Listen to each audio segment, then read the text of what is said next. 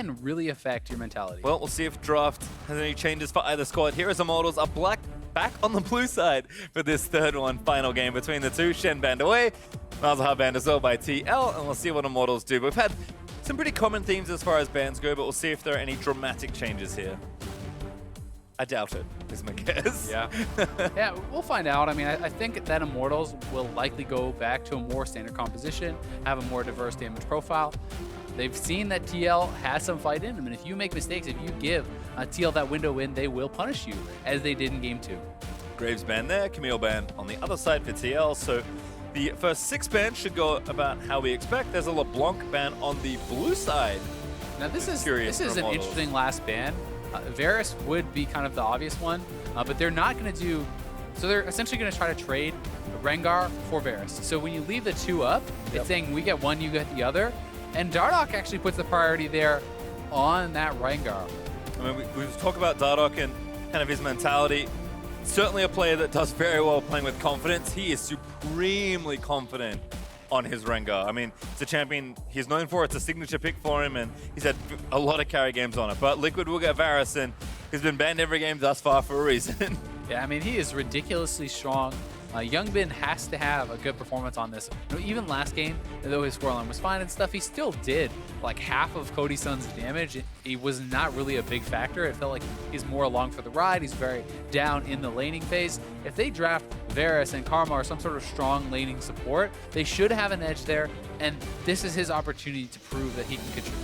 Well, there's Kha'Zix for ReignOver, so a solid jungler, but with multiple picks already taken out, including the first pick for Immortals. ReignOver is kind of bumped down a peg or two as far as overall jungle picks go. Still perfectly fine start to the draft for Team Liquid. We'll see how Immortals finish out their first phase here. We'll go back to Sivir there for Cody Sun, which I think seems perfectly fine. And again, prioritizing the early mid champions here. Actually taking away from Piglet, which I like here from the Immortal side. So Pobelter going to get that instead. Piglet insta-locks Cassiopeia, though. I mean, this is essentially the 5th champion that they're now showing, right? He's, well, at least Immortals is showing respect that he can ban out on all these champions. He played the Ahri, now he's playing Cassio. This is supposed to be an advantageous matchup for Piglet. And if he really does have the flexibility to play this many champions in this many matchups, he may just straight up be a good LCS mid laner today, like right away. I mean, he's certainly a good player, and that's translated well into his new role. The funny part is, he's actually looked way better mid than he did in his own role. He did not look good. He looked like one of the worst AD carries in the league all year long, and he has shown up today and played some very strong mid lane games. And I will say on that, Piglet, his shining moments were still good from AD carry this season, so the individual talent is there. It just needed kind of somewhere else to kind of blossom and be unlocked, and maybe mid lane's that role. I guess we'll find out, but 2 top lane bans for Team Liquid as we get ourselves back into the draft. I like the Renekton ban especially. Flamewall has not seen the champion at all this series, and there's a Zyra ban from Immortals, and looks like another support is going to be Karma banned out as well. I think that makes a lot of sense. They're trying to take away one of those bully supports from Matt to pair with the Varus. You don't want to give up one of those super strong lane pairings, especially when you're already at a bit of disadvantage there.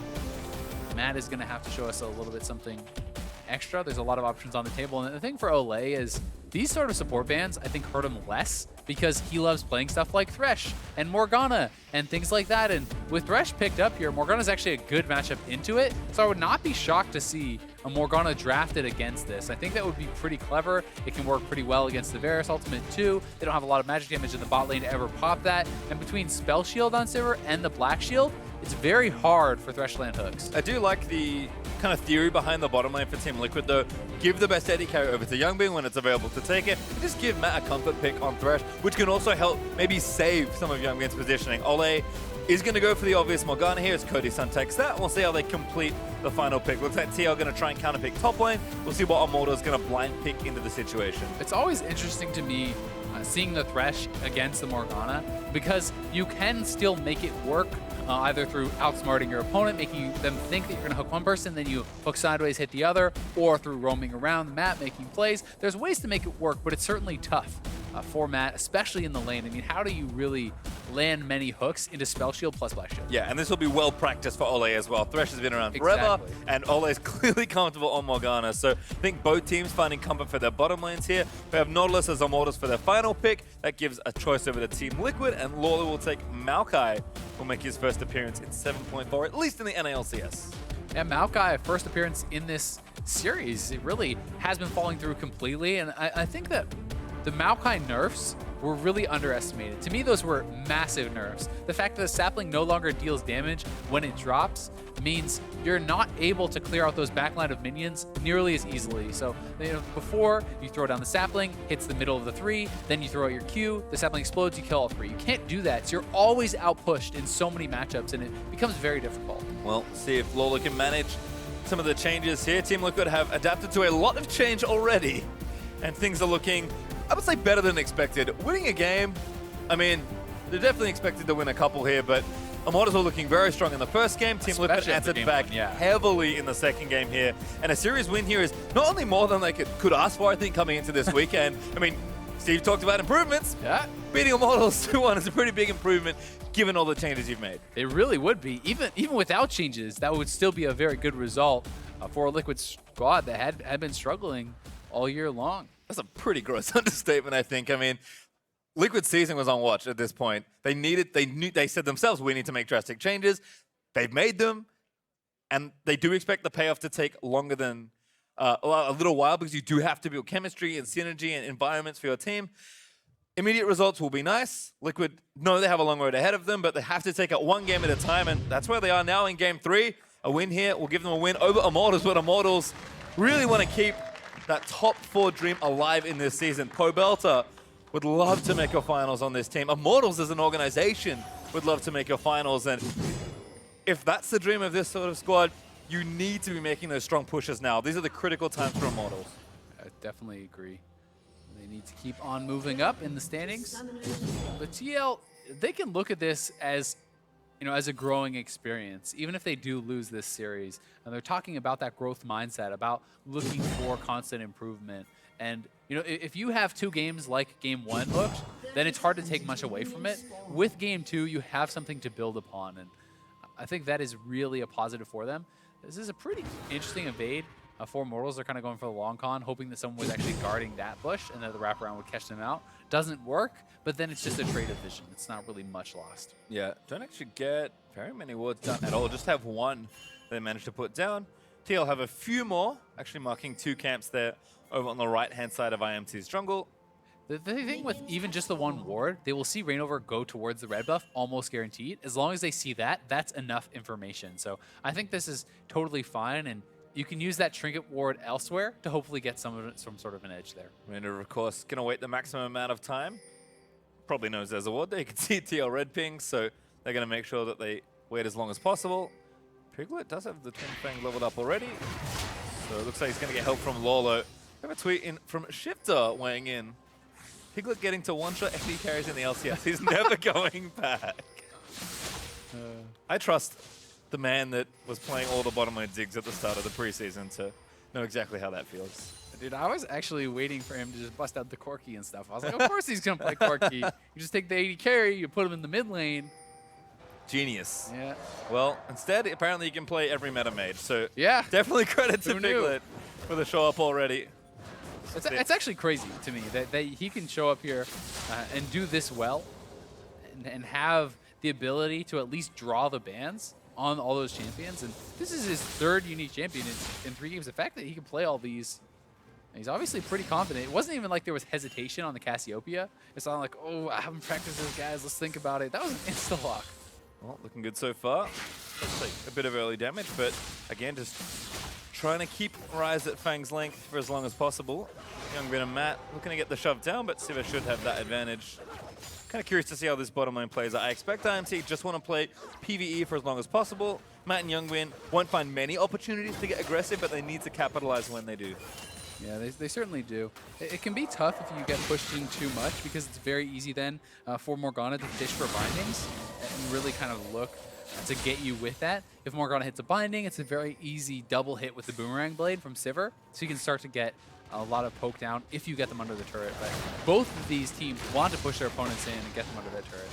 Also looks like he's out of potion charges already, so Piglet with his biscuits kind of keeping up there. Flame with a nice hook onto Lourlo, actually. Getting good damage done. Looks like Lourlo just going to chug another bit of corrupting potion. Yeah, expect Nautilus to be able to shove in his opponent, try to make him miss some of the CS in the early game. And you can actually see Dardoch is sneaking up in the top lane, waiting in this bush. There is a top lane bush ward, though, so he will be spotted out, and that's going to waste a lot of his time and also open up the possibility for ReignOver to get something done on the bot side. Yep, nice binding there in the bottom lane. Sapling. From Olleh. Does manage to get a good trade down there. Kind of navigating that little situation nicely. But again, Varus and Thresh have so much pressure. And Matt might even push forward now, seeing the spell shield go down, especially with the binding off cooldown. Going to look to zone it here and just threaten the hook. Or hit it onto Olleh. Good little mind game. But Cody Sun steps forward. Kind of smart from both here as far as the overall trades go, but there's the play back. Cody Sun could be a bit too far forward, forced to burn that heal to stay alive. Yeah, I mean, Cody Sun doesn't get hooked, so he can step forward, but do you want to step forward into that Varus Q, right? That's the thing. The Black Shield is not protecting you against any of that damage. It's no magic damage, so he still has to show that respect. Does blow the heal there. Good early stuff from TL's bot lane. ReignOver just taking away these Raptors. That's the edge he gets for Dardoch showing top lane for so long. He is able to get a little bit back there. It's actually about almost a quarter of a level up, I suppose. 5-4 right now, but Dardoch's quite close. Going to need to take another camp, so stealing one away is always nice.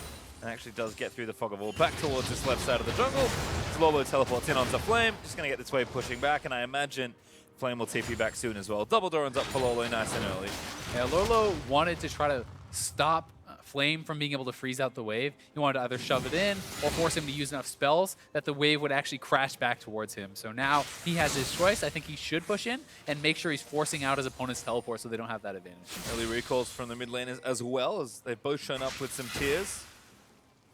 Big, very mana reliant for both Ryze and Cassiopeia, so kind of those early buys make sense. But Piglet right now has a very slim lead as far as CS goes, and I think he's playing up a little more in the lane as well. So we'll keep track of that as Dardoch is back to his old tricks in top lane.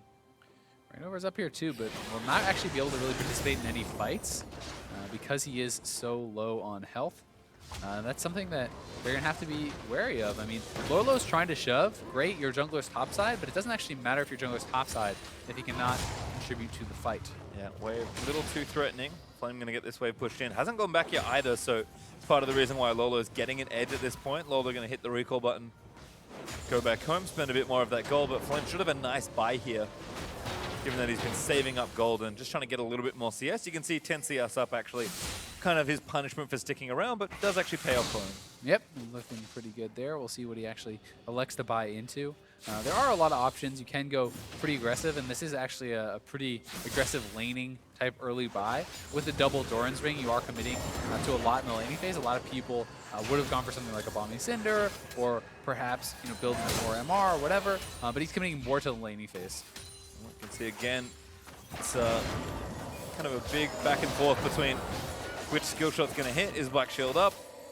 Matt eats a binding there, but the last one did miss from Olleh.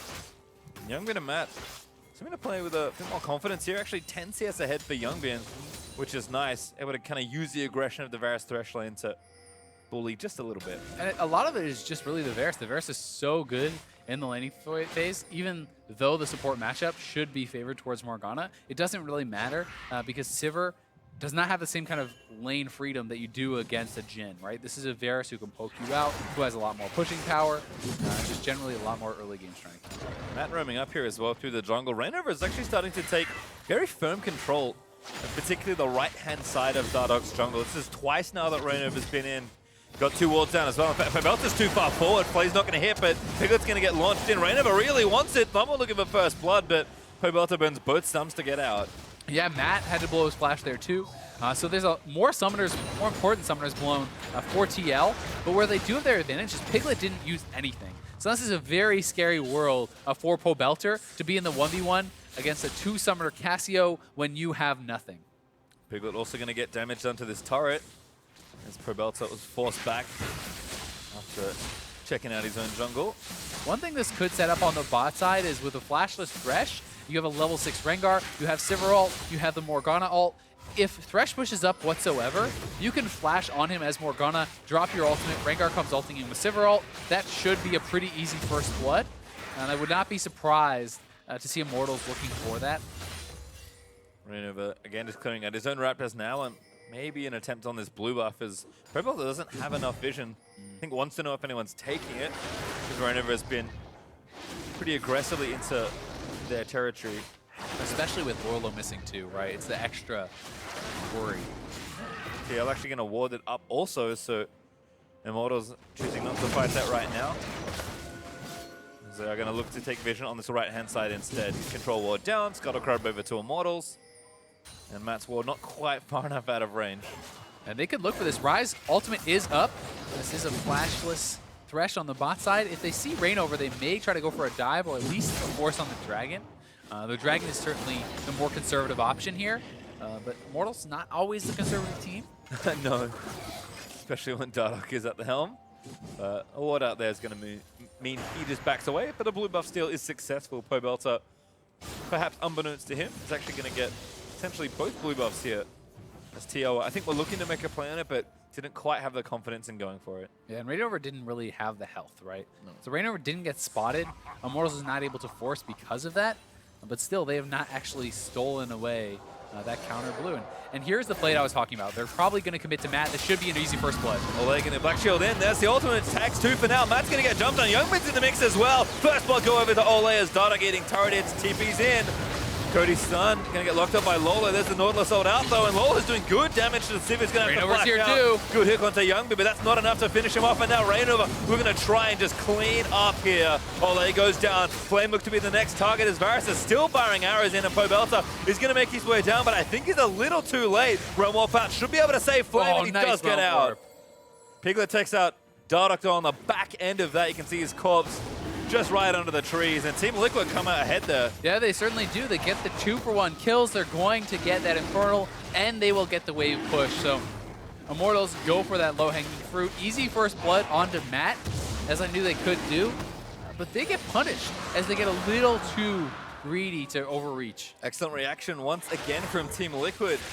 Able to get themselves 2 kills and an Infernal Drake out of it. And Piglet again has himself that kill. If you look in the snowball that's up. Scott. Yeah, ReignOver being a little greedy there. Eats a binding and CC'd for a little too long.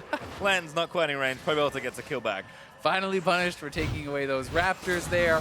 But here's the play. They know it's a flashless Matt. There's nothing you can do to actually get away from the black shielded ulted Morgana. But Dardoch did take a lot of damage from the turret, which was key because he can't really participate too much in these fights. Now that Dardoch is low, Cody Sun has tried to flash out. You know, where is the damage for the team? So Flame diving that turret there is pretty big mistake, honestly. He was not there to peel for ReignOver. He's not there to actually help his carries and stay alive and contribute something. So does end up living, but still. And Piglet was so fast to that roam. Like, he took the hard way down behind Immortals' bread buff to get down there and comfortably beat Pobelter to that fight. His roams have been really good, to be honest. He's been quick on the draw to make those roams in all 3 games, really. He's been moving around the map very well, and it seems like a clear strength for him. Yep, they're looking good. Making sure he can impact more than just the bottom lane. That was kind of one of the grievances he had with the role, and seems to be certainly showing, at least, if not in the role he's now been given, but maybe just in his philosophy. He wants to be more of a carry. Now he's unable to, and it is paying off for Team Liquid. Yeah, and while I disagree with his sentiment that bot lane can't carry, I do think that if you believe that, it will kind of become true, right? Yes. If you're happier in the mid lane, if it fits your playstyle better, which I think it does, because the kind of ADs that Piglet wants to play are not what is in meta, then I think this may work out for him. I mean, you know, Youngbin was a mid laner, played more supportive champions. We'll have to finish that story another time, though, as Olleh, good black shield through the Varus ulti. Flame might have been enough to stop Dardoch, but he flashes down. Here's ReignOver. Still gets snared. ReignOver trying to play cleanup, takes out one, but it is just a trade for now. TL, though, on the offensive as ReignOver gets Dardoch once more, and now Cody Sun going to go right to the arms of Piglet. Miasma tags him. Now Piglet's just going to play cleanup. Pobelter doing good damage, but an ult from Piglet's going to try and play cleanup. Pobelter goes down there as well, and it's a mess. 3 for 3. 3 for 4, sorry. Immortals lose 1 extra. Yeah, 3 for 4. A bloody bot lane fight as, yes, Matt eventually goes down, Youngbin eventually goes down, but they made that fight last so long that the roams are able to come in from TL, and they're able to get something back. And It was a good engage, it's a good early thought. Once the binding misses, though, it makes it take a lot longer because look how much further Matt can get back to his team. This allows ReignOver to come in, get those early kills. His target priority, very nice here. Cleans up the first kill, and then goes past Pobelter to take out that Rengar who was low HP. So great priority from ReignOver there, and they will get mid lane turret as well.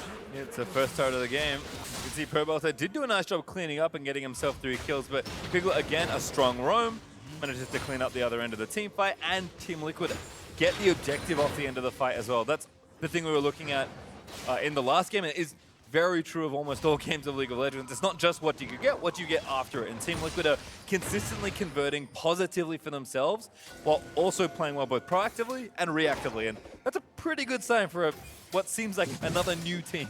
It really is. Infernal plus first turret. Very, very good. And I think a lot of the credit does go to ReignOver here, who has looked better than Dardoch once again. He has been able to get a lot of counter jungling done, taking away a lot of that camps.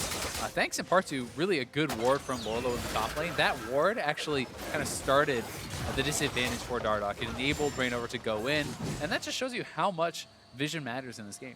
I mean, Team Liquid's vision was abysmal in Game 1, so certainly you can see when the game is much more even, certainly looks improved.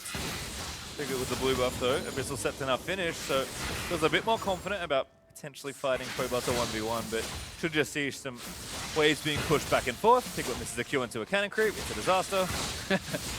Gets the cannon though. We'll the 80 cannon mentality. He got the cannon. That's the important part. Pobelter is having his first good game of the series, I would say. I mean, he had a good start to last game, but was not able to really continue that.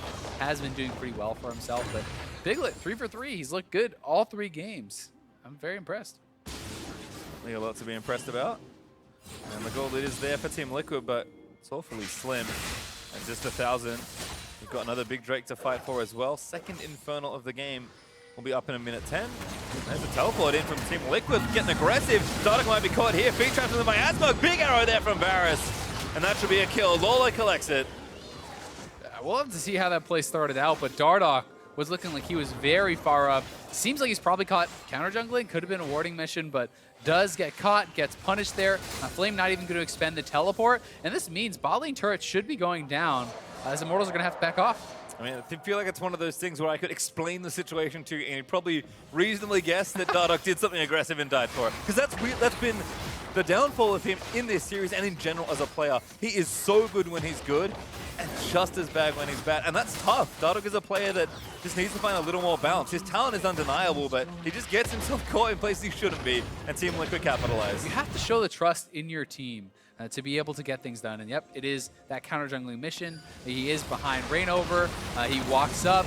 He's able to get taken out so fast. I mean, yeah, the TPs are coming through. There's no reason for Flame to try to match because he was always going down. There's 5 members from TL. Made a great collapse there. Yeah. Big commitment, but they do get it as Immortals are trying to take the Infernal Drake as quickly as they can. TL caught on the recalls, and Dardoch having smite means that this should be theirs. A steal almost. A pretty powerful objective is nice, and Olleh goes straight in with the flash ulti. Already getting low. ReignOver's going to take him down. Nautilus on the back side. Piglet, and another great flank. Going to chase out Dardoch and zone a few more. Youngbin barely living on the other end. And now charging up another arrow. Looks for Flame, but not going to find him in Pobelter. Forced to realm warp his teammates out. They get the dragon. They only lose Olleh in the end. So it's still good for Immortals, I would say, there in that trade. But it just depends on what TL can get off of that. If they can get another turret, if they can get some pressure, that would be a victory for them. And you know, TL, they were not even close to losing that fight. Olleh, he's very squishy at this point. The flashing in for an aggressive play like that usually looks a lot better if you have a Zonias or something, or if there's follow-up, but Dardoch didn't even have his ultimate, so they did not have a lot of follow-up there. Well, actually, TL might have caught a few in the jungle. That's Flame's flash forced out as Piglet gets himself snared up by Dardoch. Blue buff one over to ReignOver as well. So a successful bit of counter jungling, and Team Liquid are trying to force down a tier 2 turret or at least get damage done off that one little pick. This is a pretty big force from them, and Cody Sun's going to get the first turret here. Yeah, we'll see if they can actually clear in the mid lane. Only a couple minions left, so this turret should stay alive, and Cody Sun staying bot side, picks up a turret, can get back in time to defend. But TL is just going to rotate right back up the top. They have a big mini wave here. should be able to grab this turret. Pretty long cross-map play here from Team Liquid, but are going to get a trade as a result. This top lane outer turret should fall for Cody Sun's collection of the bottom outer. Piglet again next to ReignOver, looking to try and find a pick here. Mid-jungle synergy has looked good here. Feels like Piglet's just able to help ReignOver that much more, and vice versa. So yeah, both players are actually looking a lot better in this series. oh, another catch perhaps. Cody Sun, yep, that's your feet caught. That's going to be a kill. No, not yet. Piglet flashes in. Make sure he goes down. That's the second over to ReignOver as that ulti went a little short. Dardoch. But Pobelter still chased down, just getting slowed. Pretty zippy. He's going to be okay. Oh! A big flash hook finds Dardoch for another kill, and Piglet's now on a rampage. Oh my god. Matt with the big play there to clean up another one, and Dardoch has got to be frustrated. I mean, he's losing full control of his jungle. He's 0-4. And TL, they are pushing. They are going to get this tier 2 and maybe even more. Team Liquid, just a barrage of pressure onto Immortals. They were just sticking in the top side, knowing somebody would do something silly or give them an opportunity, and they took it as soon as they saw it. Yeah, Piglet and ReignOver were setting up that trap with the nice rotations between mid lane and top lane. This is what Immortals did to them in the previous game. And they were able to kind of put the shoe on the other foot there. Really nice trap that they did set. And then this is just great from Matt, picking up yet another kill. And likely we will see that the red buff was stolen away from ReignOver too, and it was. So, I mean, Dardoch has not been able to clear any of his camps in the last couple minutes. Everyone is getting taken away.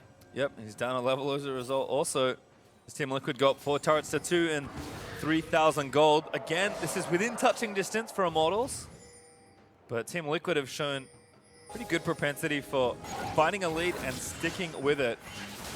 And if this opens up any more, with the way Liquid have been playing this series, with how that second game went, I don't think Immortals don't have too much resistance to offer, but we'll see if they surprise us. The gold lead is good for TL, but more concerning is the pattern of play that we are seeing, you know. The fact that ReignOver is doing so well. Really, Dardoch has struggled to get involved in this game because it generally has been so goes Dardoch, so goes Immortals, right? And that's often the case with any team he is on because he's such a polarizing player. Pobelter's back in the side lane, actually pressuring a turret far down in the bottom lane, but Baron is up. And Team Liquid have started it if ReignOver's position Cassio looks like anything. This is going to go down really fast. We do see Pobelter running over, but I mean, look how quickly it goes down. They have no vision around this. Now Olleh knows. TP's coming in from Lourlo. Where's Lourlo? Big flank actually, trying to cut a few people off. He's going to try and find Cody Sun or Pobelter. But Dardoch they're turning for the flank fight as well. Now Flame going to go back in. Only for Piglet, Sun's on a 3. Absolutely huge as Team Liquid go into the backline. Piglet's still alive, just fighting it out with Dardoch and Flame. And he's still going. That's disaster for Immortals. Team Liquid, a 4-0 team fight wipe. Oh, Piglet came up so big there for TL. Massive ultimate. Gets 3 or 4 there. He does not go down. ReignOver may die to the Baron, but ooh, he had to smite early. Olleh, a little bit scary, but just don't let him seal it. Youngbin goes down to sacrifice himself for the good of the Baron. And Team Liquid open up another big lead. They have bust this game wide open, up so much in gold. They have the advantage, and this was actually a pretty decent call from Immortals to turn when they see where Lourlo is. But that is the problem. And the fact that there was a black shield on Flame there, why do you care about Flame getting ultimated? Like what is that black shield allocation from Olleh? I think that is such a mistake. If that black shield is on either Pobelter or Cody Sun, Piglet just dies right off the bat because they do not get stunned. That is a massive mistake, I think, from Olleh. And we saw Youngbin's reaction in game 2, kind of leaning back in his chair after a silly mistake that cost him with the Cody Sun flash auto.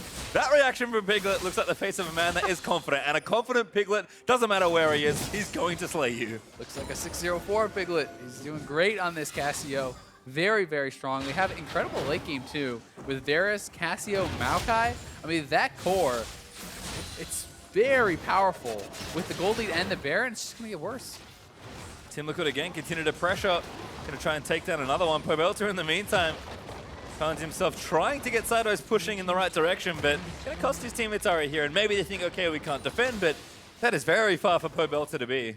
Yeah, it really is. And he does spend a lot of time in the sideways on this Ryze, and you get the farm advantage because of that, but you also can be punished. You can be caught out, your team can get dove, so you have to be aware of that and kind of weigh the advantages and disadvantages. Well, looks like another turret is going to be sieged up here for Team Liquid. Just going to walk it in. They've got poke from the Varus. Cassio can kind of zone people away. Plenty. That looks good here. As Pobelter actually gets hooked up. They're going to dive in. Lourlo snares him up. And the rest of the team is diving under the turret. Chain of Corruption hits, but Immortals back away. But that's time on the turret now. This is going to go down. I mean, Cody Sun is just too low. He's been poked out completely. He cannot really enter that fight. So even though it is a turret dive, there's not a lot of return threat because it's Pobelter and Cody Sun. 2-threat team, one's already out of there. 6,000 gold lead and counting now for Team Liquid as they bust down the mid lane inhibitor. This is only 24 minutes in, and Team Liquid are on a pretty good pace to try and end this game in just under 30 minutes. And they're not even stopping. They have so much gold to spend, and they are confidently pushing down, getting maximum Baron buff. And I think they should be. I'm a bit flabbergasted. I think Immortals is too, because they are looking like a completely reinvigorated team and so much better than game one. Momentum, we talked about it. They are just riding that wave, chipping down the turret. Piglet's taking tower shots, but Team Liquid will just continue this for as long as they feel like they can. And the super minions will start cascading down mid, and Immortals will run into even more problems. And they really will. And when they have to answer that wave, it just gets so tough. Thankfully for them, Sivir is one of the best wave clear AD carries, and he's even bought that static shift to help with wave clear even more. So they do have that going for them, but you can see every time he steps up, there's a sapling waiting for him, there's a Kha'Zix W, there's a Varus Q, there's so much poke. Lourlo has a lantern that does take it out. Cody Sun almost chunked completely out. Good hook from Matt, but a nice spell shield there from Olleh. It's going to keep him safe, and Team Liquid may have finally found a reason to go back home. They have like 5,000 to 6,000 gold that's not spent. So that gold difference you're seeing on your screen didn't really exist in that siege, and Team Liquid still felt strong enough to try and force the game. Yeah, and ReignOver can just take the red buff on the exit, pick up a dragon for himself here too. It's so tough for Cody Sun to get involved in the fights because of the amount of poke, and I think the evolved W, very intelligent from ReignOver, especially in this situation. Well, they're going to pick up another Drake for themselves. They had pressure building, but couldn't quite stick around long enough to take down more turrets. Baron buff has dropped off, but now the gold has all been spent. And you can just look how full Team Liquid's inventories look. They have just gone back to the shop, stocked up on everything they could buy, and that blue pot in Piglet's inventory says only one thing to me. This game's over, and I'm going to end it. But they definitely want to fight, and Flame is out here far. He has got to run. Lourlo flashes in, snares him up with the W, and Piglet's just going to keep going. Flame gets knocked up again into the arms of Youngbin. Good pickup there from the Barracks. Yeah, Youngbin, he's down like 60 CS, but it doesn't matter. He's doing his job. He's getting it done. NTL, without Flame on the field, are looking poised to crash down and perhaps end this game. Don't you know, Azael, all you have to do in AD carry is throw out a good stun or two. And Youngbin has been hitting those skill shots. Whereas Piglet's sitting at 6-0-5, set to dominate yet another game. Yeah, he's looking good, and this inhibitor turret getting very low. Flame is up in 10 seconds. Immortals is going to have to look for some sort of a play, but it's hard to think how they can actually get it. How do they get in? Oh, Piglet! Tries to end the game on the spot, but they'll take the turret instead. Commits his flash and ulti, but not bad at all. Definitely not bad at all. They're going to get that turret, but can Immortals get the fight now that he doesn't have his ultimate? Flame again under fire, but Pobelter is just laying into them with damage. Flame, though, going to get played back in with Pobelter, and there's the kill TL. This is too much power, and Dardoch diving back in, trying to take on Piglet, but Matt plucks ReignOver out to save his mid laner. ReignOver going to get low, but he doesn't fall either, and Team Liquid claim another inhibitor. I mean, Immortals was never going to win that fight in that situation. Dardoch is streaming back and forth in his ultimate. Olleh is chunked out at no HP. It's essentially a 3v5 in people that are actually fighting. Even though 5 members are there for Immortals, Dardoch couldn't get involved whatsoever, and neither could Olleh. Well, Team Liquid don't have too much more work to do to take their first series win this week. As we'll watch this fight again. Flame, it just can't do anything. I mean, just track Olleh and Dardoch. Look at how much they're doing in this fight, right? Everyone from TL is contributing. Now Dardoch goes in. He tries to get the execute, but the fight is already lost, and Olleh was never able to use his ultimate, never able to use exhaust. He didn't really do anything. It's not necessarily his fault because of the situation he was in, but still, you cannot win team fights with that little of a contribution from 2 of your members. It's just a good demonstration of how far ahead Team Liquid are in this game. Approaching 7,000 gold, a big wave built up already in top lane, and 2 separate lanes of super minions threatening Immortals Nexus. That left Nexus turret is almost gone, just based on what we can see on the minimap. And Team Liquid, they're going to try and make this one a quick one. Yeah, it feels like the death push here from TL. 2 inhibitors down, minion waves crashing everywhere.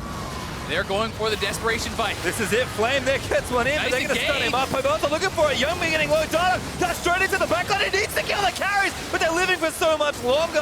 Youngbin finally falls, but Piglet's still alive, and the rest of TL can tank them up. There's a shutdown loop for Pobelter, and Immortals might just have enough. Piglet, can you do it? 1v3, gets a couple more, still fighting it out. Piglet goes legendary, still fighting, but Pobelter finally shuts him down. Lourlo gets the shutdown on the other side, and there's just 2 left. Oh, Piglet was so big on the back end of that fight, taking out a couple members with almost no health, and Lourlo should be able to slowly end the game here. The tree chopping down the turrets, basically. Dardoch, 10 seconds left. Olleh is the current point of defense as Lourlo is just gonna try and take it down.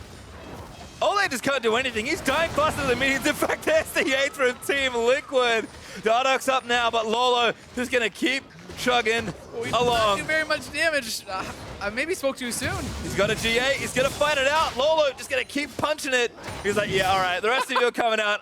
I'm going to leave. Ran out of supers in the mid lane. That was the problem. How we can just calmly walk out. But here, let's just watch this fight again. This was an incredible engage. The ultimate from Morgana, plus the Ryze ult to send Flame in. And if only they had killed Piglet off here, this would be a massively won fight.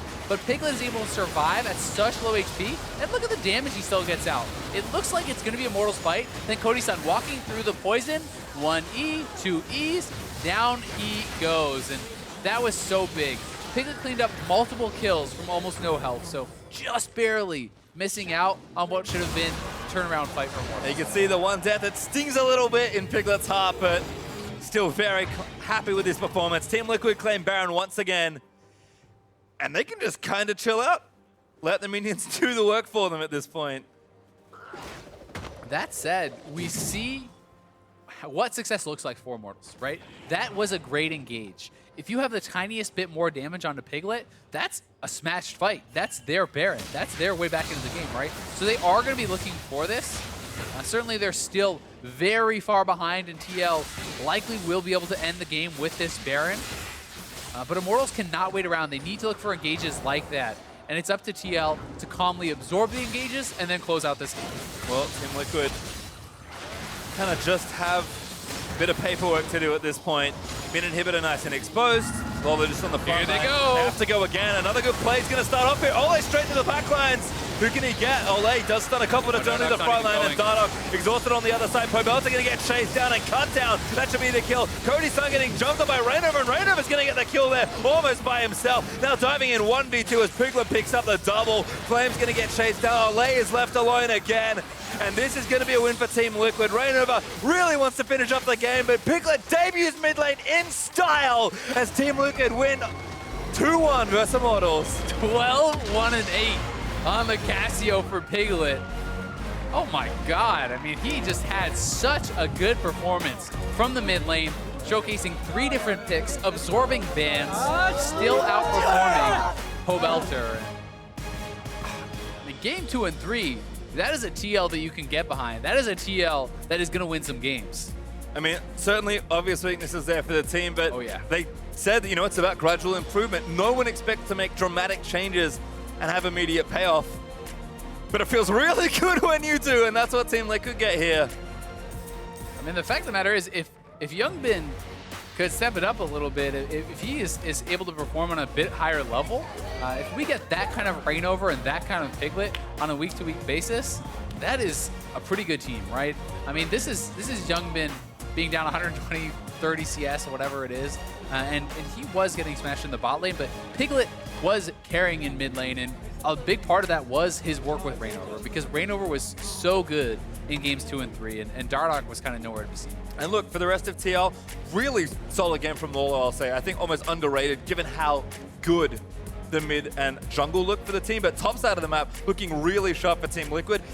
And Matt was honestly a liability in too many games for Team Liquid this season with Piglet. For whatever reason, something just was not clicking there. Matt played perfectly fine, solid even, and he has to guide a rookie mid lane sub AD carry in his first LCS game. I mean, it worked out, right? They got the win. At the end of the day, they have what, 2 wins on the whole season. Before this, I think they were 2-8. This is another win. That's a big deal for them. And the fact that they've only practiced for 4 days, they just made these crazy subs. The whole team is behind it. It feels like now you have something to build upon, right? And I've got to say it. I, for one, was completely wrong about how Piglet was going to do. Yep. I didn't expect anything, and I think very few people will say that they did. But he looked great, and he severely outclassed Pobelter today, which is about the last thing I thought I'd be saying. Yeah, I mean, we can really only expect the unexpected from there, and that's exactly what we got. Piglet, a huge series, honestly, in that last game, probably the best looking of them all, even in their loss, looking strong. I think that one death's going to hurt him a little bit. Tarnishes the pride. Feels like a bit of a blemish on the record, because if he had come out of that team fight, just going full, effectively AP-AD carry mode, kiting around, killing everyone, I mean, that'd just be an amazing debut for Piglet. Yeah, I mean, I think this is pretty close. It's safe to say it already was. He, most damage in the game. Probably going to get player of the game again. I mean, he's just looked really, really good down the stretch. Game 2 and 3, and TL getting a win on the board is so big for them. And now for Immortals, they have to regroup, because this was supposed to be their kind of free week, right? They're 5-5. You're supposed to beat Team Liquid, beat Envy, the 2 teams in last place, tied for last, and that's supposed to put you at 7-5 and looking great for playoffs. But now, if you lose today, you have to regather yourself and be able to beat Envy tomorrow. And it just feels like for Immortals, the same issues keep cropping up. The talent is there. The chemistry is being built. Flame is playing so much better. The team feels a lot more cohesive, but it's not enough to just do that, right? Like, you need to continually play well consistently. That's what gets you strong results in a league, is consistency. It's consistency. I mean, when you look at game 1 versus games 2 and 3 from Dardoch, the amount of times Dardoch is getting caught out, is invading without warding, is invading with his lanes not pushed up and getting punished for it. It's so much. And for someone to look so ridiculously good, read his opponent, 3-buff him, do all this incredible stuff in game 1 against ReignOver, and then fall back to what he looked like in games 2 and 3 is kind of crazy. Yeah, it certainly is. And in the wake of the victory, let's send it down to Zyrene, who's waiting on stage with Liquid's